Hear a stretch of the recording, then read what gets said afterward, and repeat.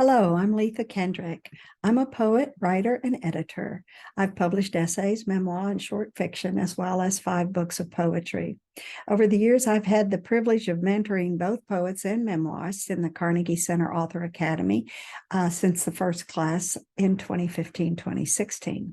This year, it's been my privilege to mentor Elizabeth Brady as she completed and refined The Endlessness of Love and Loss After the Death of a Child, her book-length sequence of meditations written over the 10 years since the sudden death of her 9-year-old son, Mac, from sepsis. Elizabeth's essays move both outward and deeply inward, exploring practical, cultural, and spiritual aspects of mourning a beloved child. She reads widely and has held herself open to what Mac's loss might teach her. She shared her essays over the years online in places like Open to Hope. Her writing embraces her ongoing life with her husband and daughter, even as she celebrates the continuing presence of her child who died. And Mac's presence leaps from these pages. Elizabeth's willingness to embrace his vitality and pass his exuberance along to us is one of the most remarkable aspects of her book. She entered the program with a manuscript that felt close to completion, but was willing to do a drastic revision early in our work together. Throughout the past year, she's drafted new pieces and revised old ones with dedication, good humor, self-questioning, and a deep faith in the healing power of staying open to experience. I'm going to read a portion of an essay called We Learn to Carry Mac with Us from the central section of her book.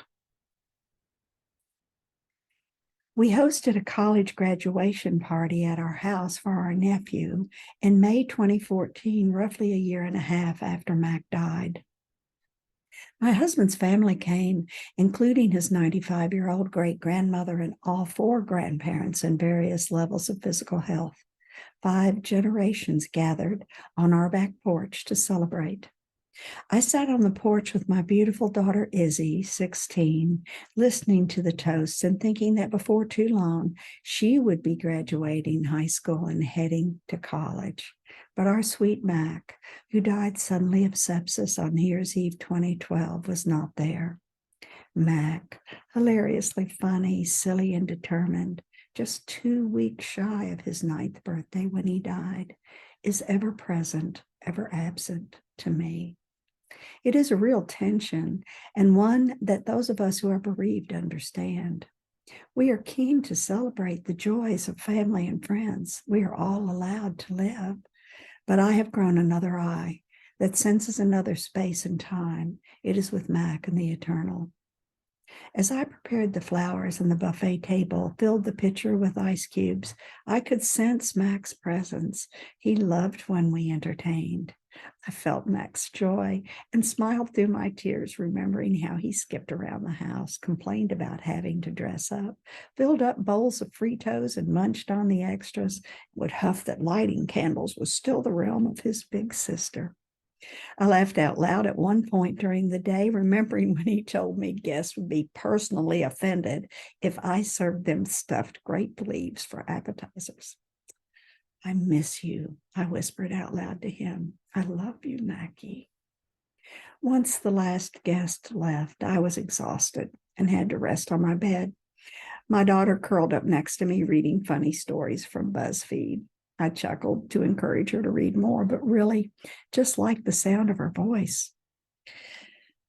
Every milestone is an opportunity for self-pity. After I have shed some tears, I have to take the emotional reins back and center myself again. Meanwhile, I come to my desk every morning with a cup of coffee and spend time in prayer. I read and I think of Mac.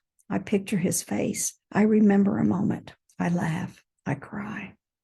Then I ask God to help me choose gratitude for his beautiful self, for life, his beautiful life, and for life with my daughter and husband for this day.